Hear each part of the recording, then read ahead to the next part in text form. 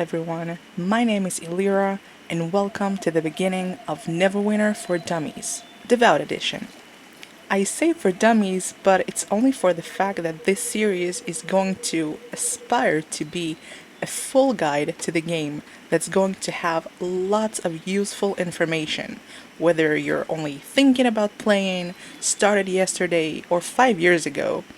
As many players will be able to tell you, it's a game where you're constantly learning and discovering new things you had no idea existed or how they worked. And yes, experienced players still learn from other players mainly. I've seen more than enough people who don't know where to start or whom to ask, be it complete beginners or even long-time players that just haven't managed to find answers. I've been playing myself since 2013 and still uncover new information about both new and old content, about playstyle, builds, and so much more. The thing is, most information sources are catered towards the experienced player. Even some of the best content creators our community has tend to forget that some people have absolutely no idea how to navigate all of the game's confusing terms, names, and not only, oh, should you take the stamina region or the Forte ring? What's just as good as best in slot? I mean, I'd be terrified of those words as someone who's just finished the tutorial. So, the goal of this series is to reach the lowest common denominator and start from the very basics. But this is not going to be a step-by-step guide in any way. It is a detailed walkthrough with tons of tips and tricks along the way, and make it your own. As an experienced cleric healer, on this series, I set out on a mission to be the best healer in a completely free-to-win way. No Zen, no premium content, no hand-me-downs from alts, only my skill and my wits. It's still a common misconception that Neverwinter is pay to win, and it's anything but. Yes, it's much easier and faster to reach your goals, but then what's the point of playing? For me personally, it's always been about the journey. I've seen some awesome DPS easily outdamage much better geared DPS, and even I myself have outdone healers that have everything by the book. The fact is, skill and knowledge are even more valuable than a shiny piece of armor, so to speak, and I am here to prove it once and for all. Although the series is going to focus mainly on the devout path of the cleric, that is, the healing path, I'll be going through a lot of general information to help you start out or get better as any role in any class, many tips and tricks, how to be a better healer with any class, how to work as a tank heal duo, and how to be a team player DPS, because God knows we need more of those. So if you'd like to see more playthroughs and guides for all sorts of content, like dungeons and trials, events, hit the subscribe button and let's get started. This is our character selection screen. As you can see, there's not too much going on here at the moment, and that's because this is a brand new account with no other characters on it that might give us an advantage. So let's get started and build our first character. The first screen you will get is the race selection screen, where you can select the race of your character. For each race, you're going to see a short description and racial specific abilities. Although there are better races for each class, most players will agree that you should just stick with the race that you feel most comfortable with. The point of the game is to enjoy it and to enjoy the character, to sympathize with it. You need to like how you look and how you play. So we're going to go over those abilities, but bear in mind that they do not have to correspond with the class that you're going to choose. So we have 9 free races as well as 6 locked races, which are premium races that are not unlocked on this account, since this series is all about beginner-friendly builds. So you can buy those races in-game with all kinds of currencies, but we're just going to ignore those. The free races are human, half-orc, wood elf, sun elf, dwarf, halfling, half-elf, tiefling, and the drow. Of course, there is female and male versions. We'll just stick with the female for now. So as you can see, the racial abilities change from race to race. The thing we're going to talk about now is the ability scores. Now what the heck are ability scores? We're going to look at those in just a moment. Here you can see that the drow grants you +2 dexterity and either +2 charisma or +2 wisdom. So what are those? The next screen is the class selection screen. Here you can see all 9 character classes that are available for everyone. We have the Cleric, we have the Barbarian, the Warlock, the Rogue, the Fighter, the Bard, the Paladin, the Ranger, and the Wizard. So in order to understand some of the ability scores, we need to figure out how our character, or rather our class, deals their damage. There are 2 categories of damage. There is physical damage and there is magical damage. So let's take the Barbarian for example. We can see some of the Barbarian skills here at the bottom. So if we hover over that red skill, we can see that it says lunge at target enemy dealing physical damage. We can see pretty much the same for the Fighter.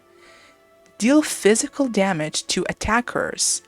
So these classes, as well as a few others, obviously deal physical damage. You can see they have a sword or a sword and a shield, and they actually physically attack their opponent. Unlike warlocks, for example, who deal necrotic damage to target enemy.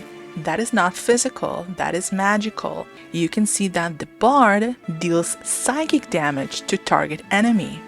The wizard, for example, deals arcane damage to your enemy. The paladin deals radiant damage. These are all non-physical damage abilities. So this is what's going to help us determining our ability scores, which are the next screen. For the intents and purposes of this series, we're going to choose the Cleric. Now, the Cleric does not specify which kind of damage it deals, because the encounter power here is the healing word, which is a non-damaging encounter. So how would you know? Well, use your common sense. The Cleric doesn't have any weapons that can physically attack the opponent. They only have this thing, this symbol. So they do not engage in physical fights. So they do deal magical damage. So let's continue with the Cleric selected as our class. Now, this screen is our ability scores, which will tie into the first race selection screen. Now, it says, as a Cleric, Wisdom and Intelligence are useful ability scores, and we'll see why. Let's look at the first ability. The ability is Strength, and it contributes to stamina regeneration and physical damage boost. Now remember, the Cleric doesn't deal any physical damage, so this ability score is pretty much useless for the Cleric. However, for classes like Barbarians and Rogues, this is what you want in order to maximize your damage, because they deal physical damage. The stamina regeneration is always nice, however, if half of the bonus is redundant, why take it, you know? The next one is Constitution. The Constitution contributes to maximum hit points, which is your health, and your action point gain. Whenever you gain action points, you can use certain powerful abilities. So it's a good thing to keep in mind. However, For the Cleric, you don't want to maximize your hit points. You do want to have a lot of health as any class, but it's not your main focus. Next thing is Dexterity. It contributes to critical severity and movement speed. Now, for those who haven't started playing the game or are very new to it, critical severity doesn't mean too much to you. But for a Cleric, pretty much for most classes, it's a pretty useful ability, and movement speed is always nice. So Dexterity is sort of a universal ability score. I wouldn't say for everyone, but for most.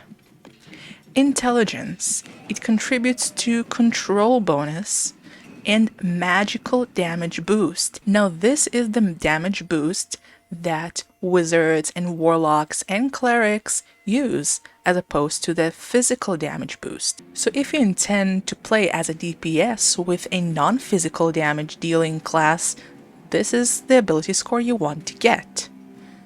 Next one is Wisdom. It contributes to control resist, which is against mobs, and outgoing healing, which is the most important thing for healers. So, as you see, for any other role beside healer, it's pretty much useless. I mean, yes, it has control resist, but half of it is redundant for people like the ranger. The ranger is not going to heal anyone, so they shouldn't take it. And the last one is Charisma. It contributes to your forte and recharge speed. The recharge speed is how fast your abilities recharge and you can use them again. And the forte is a set of abilities or a set of stats that differs between each class and role. It's basically the stats that this class and role specialize in, but we'll get to that later. So I'd say the Charisma is the most universal ability score you can take, because any class can benefit from the class-specific forte stats and the recharge speed. Now here is where the race selection comes into use. You can choose the bonus ability scores. Now we are a drow at the moment, which means we get either +2 dexterity and charisma or +2 dexterity and wisdom, which are both useful for the cleric. So let's get back to the race selection and see what it's all about. The human gains 1% to all ratings, both offensive and defensive stats, which is very nice. And it gets +3 to any one ability score. So we can see that if we choose the human, we will be able to choose any ability score to receive those +3 points. The half-orc. Your critical severity is 5% higher, which is nice. As I said, critical severity is something that DPS and healers can benefit from. And the ability scores grant you +2 dexterity and either +2 constitution, which is not really beneficial for healers, and +2 strength, which is not beneficial for clerics as a whole. So if you're going by the race optimization method, you won't choose half-orc probably. However, if you want to play as half-orc, be my guest, that's amazing. And you gain a +10% bonus to movement speed for 3 seconds. The Wood Elf, again, you gain a stat which is critical strike, and the ability scores are either dexterity and intelligence or dexterity and wisdom. And you have 20% resistance to effects that slow you. The next one is the Sun Elf, which grants you AP gain or action point gain 5% higher than other races, which is very nice for any class basically. As a healer, that means you can pop more healing abilities more often, which is always nice. The ability scores are +2 intelligence and either +2 dexterity or +2 charisma, and it increases your control resistance by 10%. The Dwarf. You have 20% increased resistance for knockdown and pushing powers. The ability scores are Constitution and Strength or Wisdom, and you have a 5% bonus defense. It sounds pretty good for any tank class, or even DPS that wants to have a bit more defense against mobs. Next one is the Halfling. You gain bonus 5% deflect, which is a defensive stat. You have dexterity and either charisma or constitution, and you have control resistance increase. The half elf grants you 2 ability scores based on your class, so it will automatically take the optimal ability score and grant you +2. In addition, you will be able to choose Constitution and either Charisma or Wisdom for extra ability score points. And you have increased critical severity, deflection, and gold bonus. The Tiefling adds additional 5% damage to targets below half health. In addition, you get Charisma and either Constitution or Intelligence. And when you receive damage, you have a 10% chance to apply Infernal Wrath to your attacker for 5 seconds, and it reduces the damage by 5%. And lastly, the Drow. You have a 10% chance to apply Dark Fire, and it reduces the target's defense. The ability scores are Dexterity and Charisma or Wisdom, and you have a 5% bonus deflect severity. So with all of that knowledge in mind, you can either choose the optimal race for your class or just simply go for the looks, which for some is just as important, if not more important, than the actual abilities. So for this series, I'm going to choose a Drow. I've never played as a Drow Cleric, so there we go. Another thing that I didn't mention is that each class has 2 paths you will be able to choose from when you get to level 11. These paths are DPS, Tank, or Healing. So not all classes, of course, have all 3. For example, the Cleric may specialize in either healing or dealing damage, meaning it can be either a healer or a DPS. The Barbarian may specialize in either dealing damage or tanking. The Warlock can either deal damage or heal. Pay attention to the order of those roles, because the first role you see is the one you get at the beginning, and you cannot change that. So when we start as a Cleric, you will be a healer until you reach level 11, where you can be either a healer or a DPS. So the Warlock will start out as a DPS and then will be able to be a full-time healer. The Rogue, for example, only specializes in dealing damage. However, they also get 2 paths of DPS you can choose from. The Fighter can be either a tank or later on a DPS. The Bard is a healer or a DPS. The Paladin is the only class that is only support roles, either tanking or healing, no DPS. The Ranger is only a DPS, and the Wizard is also purely DPS. So we are going with Cleric. So our ability scores, I will choose Dexterity and Wisdom. Our Charisma is close to our Dexterity, so that's gonna be fine. Our Intelligence is pretty high, magical damage boost. We're gonna be fine in the DPS path as well. Our Strength and Constitution are the lowest, which is fine. So here you can customize your character, which I think is the most important part, because you want to like your character. So you can choose from a bunch of presets, but of course there's also a more in-depth customization option. So I'll just customize my character right now, and we'll meet back here.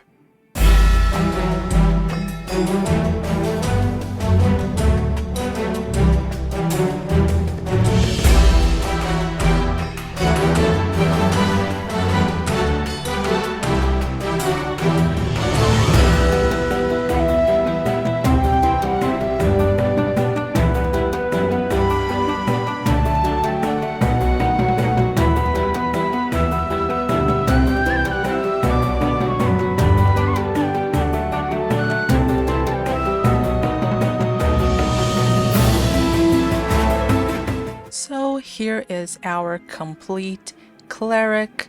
That's how she looks like. And now it's time to give her her background story.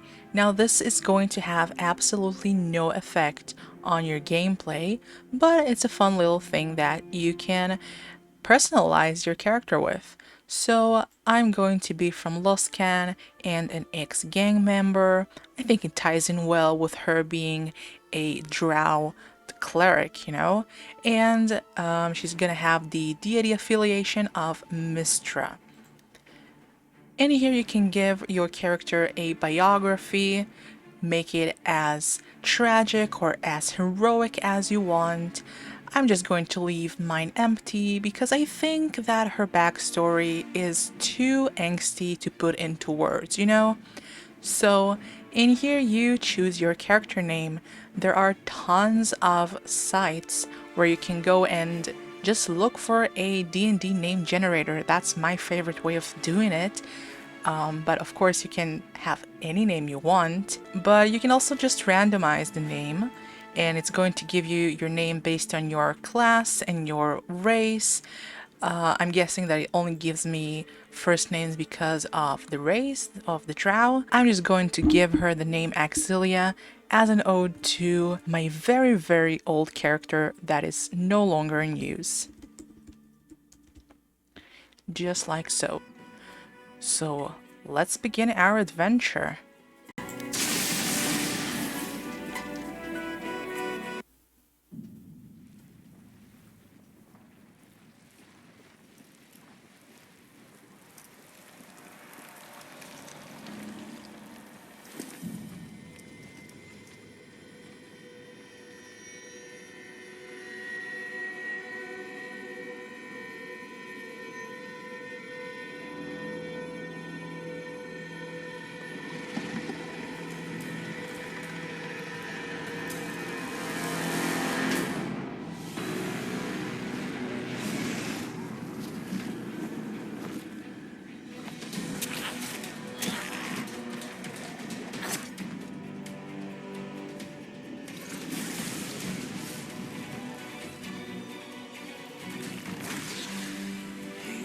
To brace yourselves for this.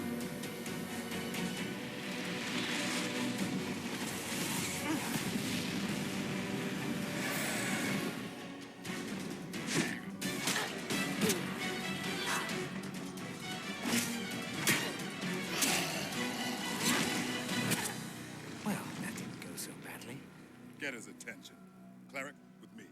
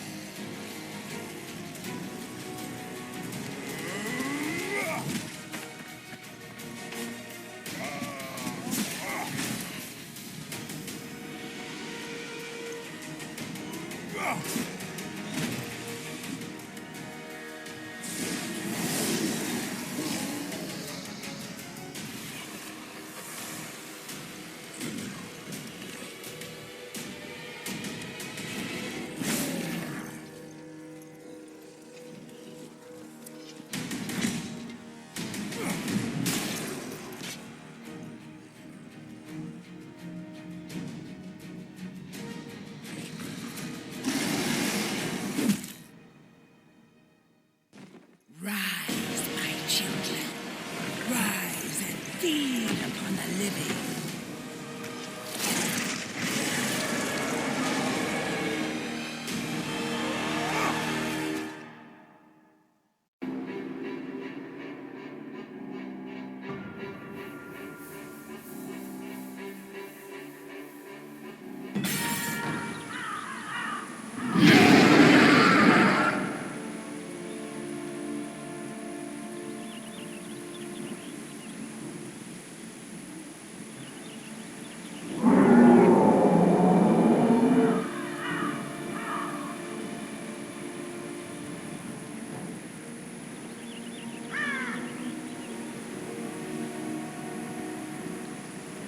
You there!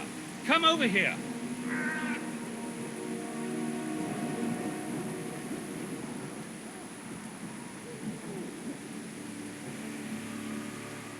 So, just as a side note, I will not be skipping the cutscenes, but I will be skipping most, if not all, dialogues. I do recommend reading them at least for your first playthrough, because you do get a lot of information about the characters and lore, and it's just fun, you know? It's a whole story to be told. So, we're starting our tutorial. We have west to move. You can gain control of your mouse back by pressing Alt key, and now we're going to talk to Linkletter. Just press F to talk to him. Again, I am skipping this dialogue, and we are going to take our gear by pressing F. So we press F again to take all, and now we can press I to open our inventory. Double click to equip everything. Now this thing, at the moment there is a Neverwinter's recruit event, so any character that you make during this event is going to get boxes every time they level up, and these boxes contain all kinds of useful stuff for leveling up and just your general gameplay. Again, it is not a deal breaker in any way, so I'm just going to leave this box alone for now. So you can see that in here we have two new abilities, which will be our at-wills. These are our right and left mouse click. So our main at-will is going to be the Sacred Flame. You can see the cast time is 0.8 seconds and the range is 80 feet. It delivers a threefold attack to target enemy, dealing fire damage each hit. You remember the thing about physical and magical damage? That's exactly it. It deals fire damage, not physical damage, which means it's magical damage. So the magnitude, or how strong it's gonna hit, is 90. So it is a fully single target at will, which means it only targets a single mob. As opposed to our second at will, which is Scattering Light, the range is also 80 feet, but the radius is 10 feet, which means that it's going to affect a whole area of mobs.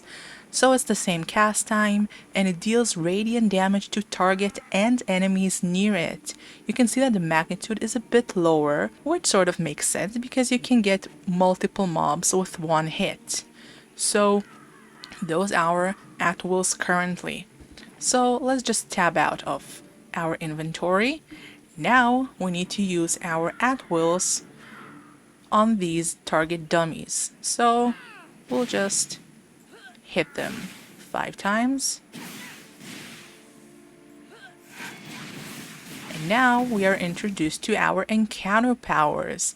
These are more powerful attacks than just at-wills, and you can see that our first one, the cast time is just the same and it has a cooldown unlike the at-wills. The range is the same and there is a long 20-second cooldown. Deals radiant damage to target enemy at a 650 magnitude, and it decreases the target's damage dealt by 5% for 6 seconds. So this is also single target and it has a cooldown. This one, however, the Daunting Light, it has both a cooldown and a divinity cost. This is another resource that clerics have. You can see your divinity gauge right here on the left side. You can see that you have 1000 divinity points, and a single use of the Daunting Light is 100 divinity points. Again, it is a range 80 feet and radius 8 feet, so you can gather from that that it is not a single target but an AoE, an area of effect. So it deals radiant damage to enemies at the target location at a magnitude of 280. So now we will be able to use those attacks on those dummies. First is the Q, and now is the Daunting Light, which you can see I can get 2 dummies in 1 hit.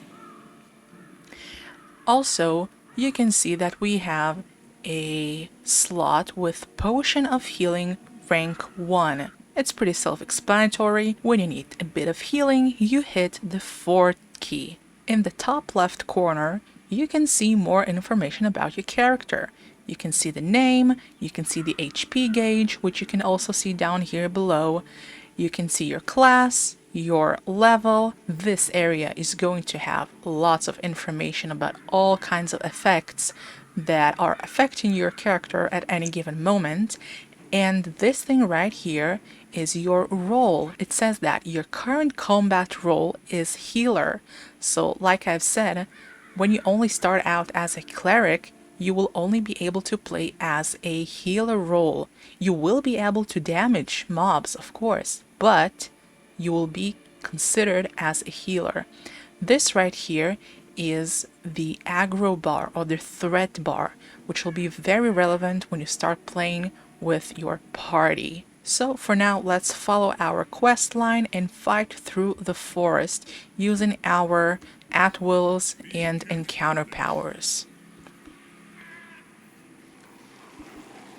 We're just going to fight a few zombie groups, a few skeleton groups.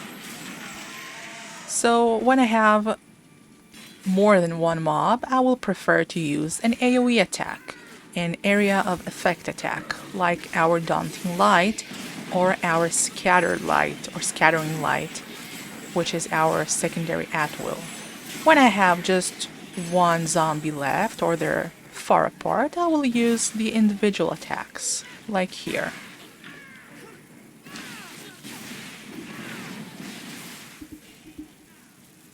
Completed defeating the zombies, and we're going on. So in here you see that there are guards fighting the groups of mobs, so you can just leave them alone. You can help them, you can kill every single mob in this area, but you can just skip those.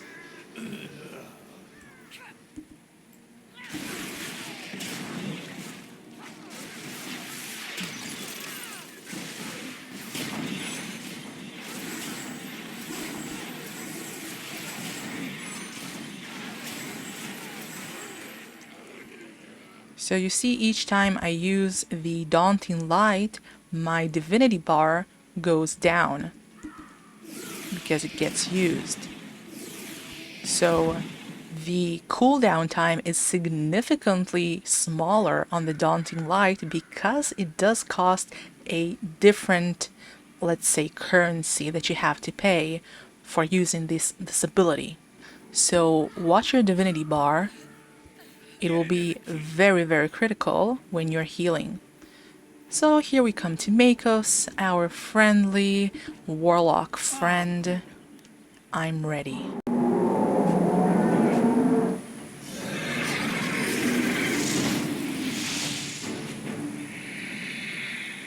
It's time to put an end to this beast!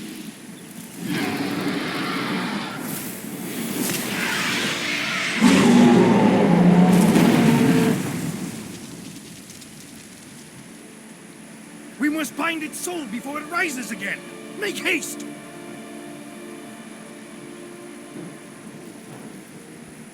And we're continuing our way, following Makos. You can ignore some of the groups if you don't dawdle. So now we need to protect Makos as he does his spells and stuff.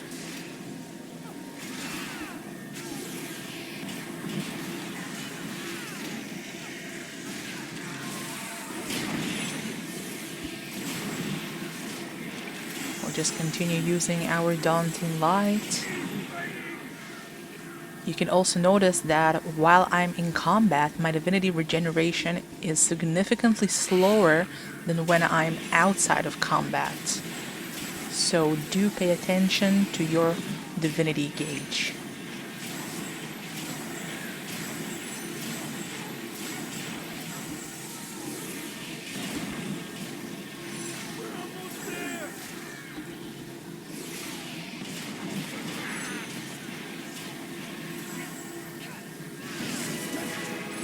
And Makos is done. And now we're going to meet Celeste. She's the cleric from the opening scene, the opening sort of video we watched.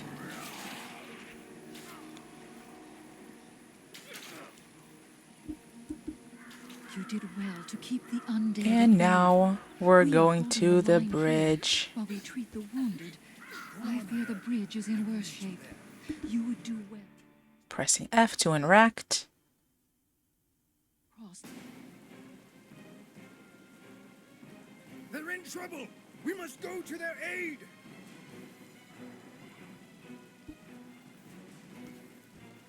And fighting our way along the bridge.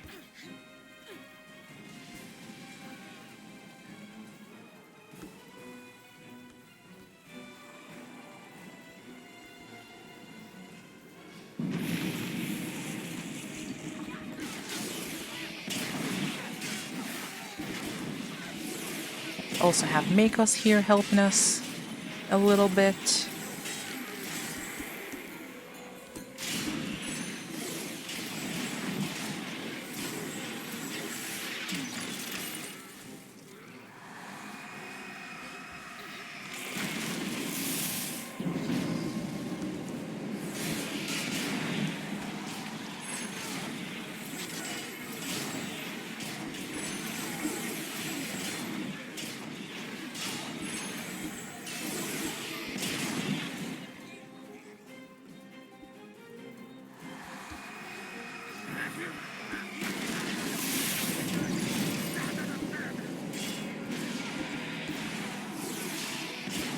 So I'm just gathering all the mobs around, and then I cast my Daunting Light just to get as many mobs as I can in one hit.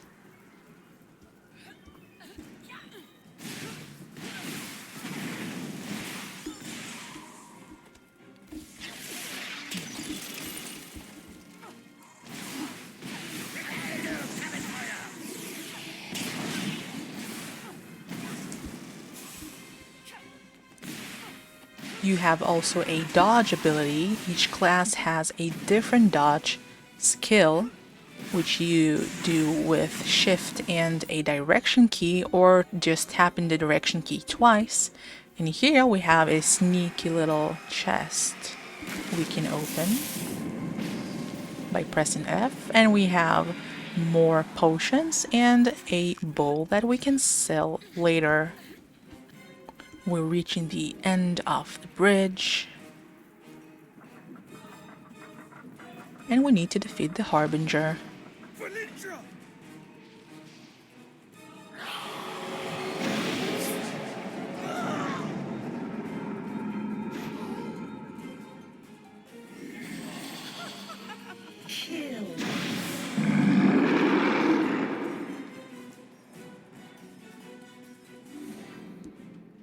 Now, as soon as I enter, you will be able to see that my AP bar, my action point bar, is instantly full because it's the tutorial, and I will have a daily I will be able to use. So that is the strongest attack or most powerful ability, because let's say for healing you don't want an attack, you want some healing ability. Same for tanking, you don't necessarily want to attack your opponent. So I'm going to go in and my AP gauge will be full. Just fighting for a little bit.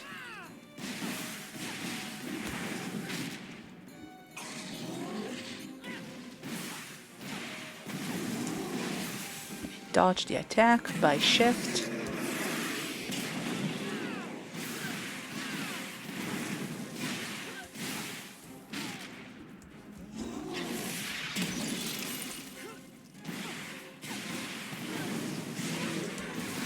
Oh yeah, they've changed that. I will not get my daily now. I'll get it when I finish this tutorial.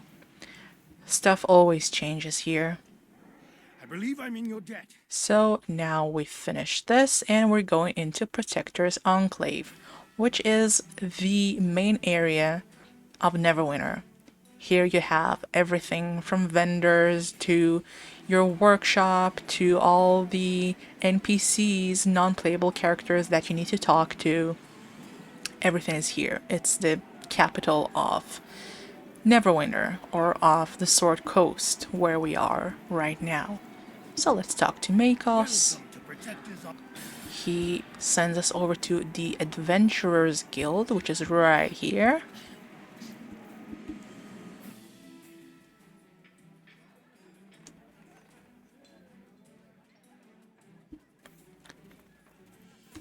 And we're going to meet with Sergeant Knox, which is your main NPC quest-giving guy.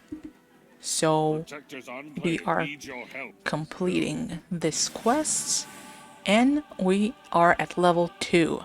So we have this training day quest. We will accept it by pressing 1 and pressing 1 to accept again. Learn the basics of adventuring. So this is more of the tutorial. We're going to speak to some NPCs, mount merchant. We're going to learn about mounts. I'm going to just claim a mount, doesn't matter which one. Just the one that speaks to you most. So we can equip those gloves that we just got from Sergeant Knox, and we can also equip our first mount, our horse. We can double click it, and okay. And now we have a new mount. You have a power, which is the explosive equalizer, blast out damage at nearby enemies at a very low magnitude, and we will understand why a bit later. And we have the fast striding ability, which adds to your movement speed. Again, just a small fraction, and we will understand why later. So we click OK, and now you can see our mount at the 7 key. So if we press 7, we can activate our mount. Obviously, not while indoors. You will not ride your horse indoors. So we're going to interact with this globe and enter the training room. And here they just explain a few more mechanics about combat. So you can see that we have our last ability, our last encounter at R, which is the Bastion of Health. It heals allies at target location. Magnitude decreases as the number of targets increases, meaning if I heal one person with this bastion, they're going to get the full 1200 magnitude. However, if I heal 2 people, each are going to get half, and if I heal more than that, then they're going to get even less. So now it says use shift to dodge the incoming attacks. So let's wait for the red and shift out of it. And wait for him to attack us with a red AoE and dodge. And last time, red AoE and dodge. Alrighty, this is our altar. So if you get injured or if you need a health regeneration quickly, so you can go to an altar or a campfire. getting more instructions. Now we need to learn about combat advantage. So combat advantage is when you have another player with you or a companion, which we will see later. So when you have another teammate of some sorts, you will be able to get combat advantage against a mob. So right now you see there is a black circle and a little white fragment of the circle. Now if I go stand in this white fragment, it's going to turn blue. It's on the exact opposite side of the second player you have with you. So if you attack a target with combat advantage, you will deal a lot more damage than if you were just to hit outside of this blue little section. So if I hit from here, it hits less. 526, you see? 526, that's the damage that I do, and if I stand here, it's going to be, well, I couldn't see, but it's going to be more, and it will be more the more you progress and gain this specific stat of combat advantage, which we will of course talk about later. So let's say I'm done with that, and now we will do our tab mechanic. Now, the Cleric's tab mechanic is just simply refilling divinity. So, if we are low on divinity, say we use about a bunch of bastions. So, we are depleting our divinity, and then we want to regenerate our divinity. So, we just keep tab. Other classes, of course, use tab for other things. This is the cleric only mechanic. So we're talking to Partner again, I'm ready, and now we're using our mount power. You remember we talked about this explosion, the explosives equalizer. So when we are in combat, you see that it changes its shape, it changes its form to this attack.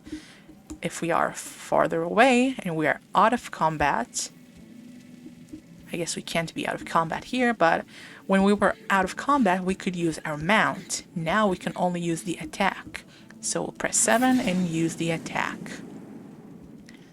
Here we are out of combat, and you can see that it's just the horse, but it's red because we cannot use the horse in this area. We're talking to the instructor again. And now we have a full AP bar or AP gauge, so we can use our dailies. The first daily that Cleric has is Guardian of Faith, and this is the strongest single target attack a Cleric can do. Deals radiant damage to target enemy, so it's single target at magnitude of 1700. Stun the target and all enemies near it. And the second one is the Hallowed Ground. This is one of the most used healing dailies that cleric healers use. And you summon a circle around you which reduces the damage taken by allies by 10% and also heals allies within the circle. And it lasts 12 seconds. So let's see this circle that we're talking about, because we're going to be devout clerics. So it's just this circle that heals. I'm done, thank you, and we're free to return to the Adventurers Guild.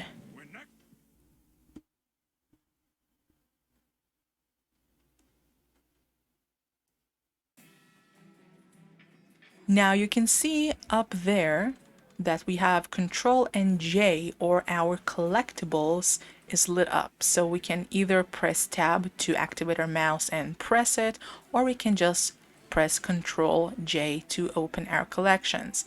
It is simply because we got a horse and it is a new item that we have, a new collectible that we have, so we can view it here. In here you can view every single item in the game. Well, not every single item, but every single important item. like leveling gear, you will not see here. But if you go to, let's say, epic equipment, so you can see epic equipment that you can get in some areas and from some content. So we will speak to Sergeant Knox. Protectors are... Ha! And we are done with our training. So now he's sending us to our first area of adventure, and this is where we're going to stop. So we have built our character, we finished the tutorial, we've learned a bunch of stuff, and this is the end of the first episode of Neverwinter for Dummies, Devout Edition. Hope to see you next time. Goodbye!